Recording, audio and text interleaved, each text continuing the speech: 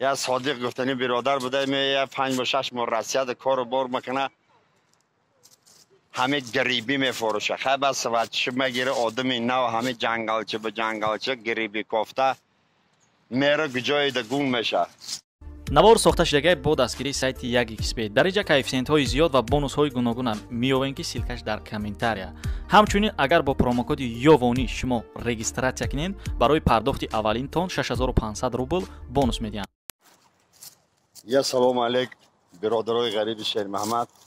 در این بگه روز خواستیم در درون جنگلچه یک قصه شما رو نقل کنیم. ای جنگلچه قصه اگر پسند آمد برادرها مهنت های شیر محمد قدر بدونین یا 5-6 تا بلد نویسکی یا صادق گفتنی برادر بوده می 5 و 6 ماه رسید کار بار میکنه همه گریبی میفروشه خیلی بس وقتش میگیره آدمی نو همه جنگلچه به جنگلچه گریبی کوفته میره گجای دگون میشه. ای جنگل نمیدونه چی بروی همه خیلی کوفته خیلی 2 ساعت 3 ساعت قریبی بیگه میشه میره و ای پیش جمع خیلی خانه چه میبرویه تق میکنه میگه من صادقم ای 5 کند همه من گم شدم در همه جنگل ممکنه یا شب خانه تان دخورم. کمپیرک میگه مایلی مرحبا خواب کن یکم خیلی شرم ایزان ندار میشینن اوقات میخورن کمپیر همه تی چنگک زدن میگه بچه جانم در طور پیچکه خطی نویری میخوام میری یا سرایده.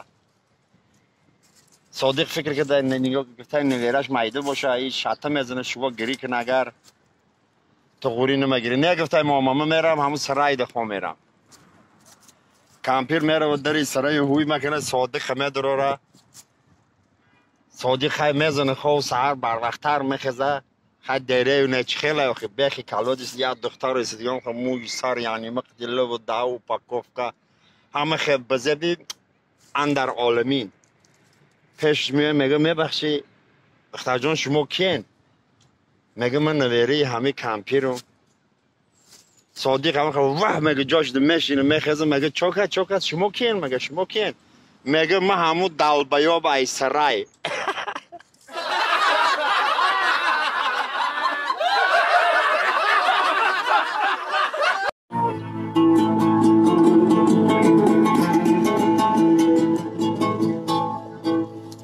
از گلشنی گلزار به گلستان چی نویسم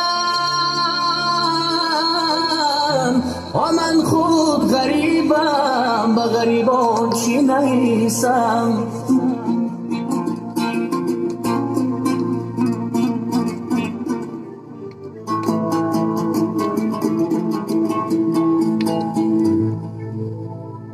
در ملک غریب گشتیم با دلی پرخون با این دل پرخون به عزیزان چی نویسم.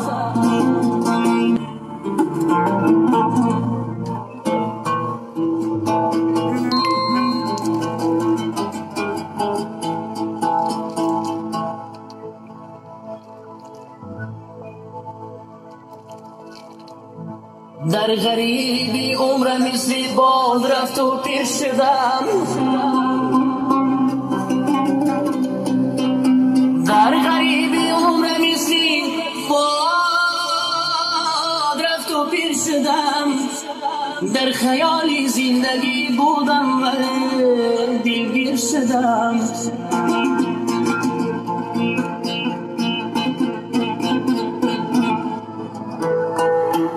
فکر کردم شهر مردم را تماشا می روم